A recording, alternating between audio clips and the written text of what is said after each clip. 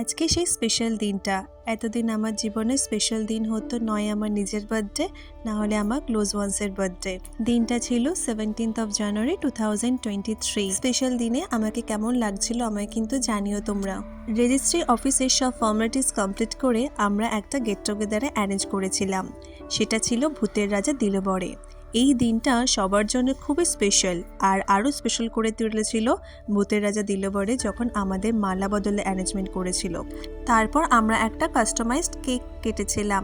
সেই কেকটা অসাধারণ খেতে ছিল। এটা আমি একটা আমার ম্যামের কাছে অর্ডার দিয়েছিলাম। যেমন দেখতে ছিল তেমনি তার টেস্ট। তারপর ওখানে থাকা উপস্থিত সব গুরুজনদের আশীর্বাদ নিয়ে আর ছোটদের ভালোবাসা নিয়ে আমরা আমাদের নতুন পথ চলা শুরু করেছিলাম।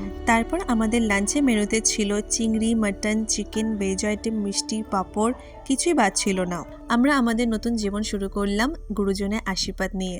দেখতে দেখতে আজ 2 বছর কেটে গেল আমাদের রেজিস্ট্রি ম্যারেজের। এটাই ছিল আমাদের 17 জানুয়ারির গল্প।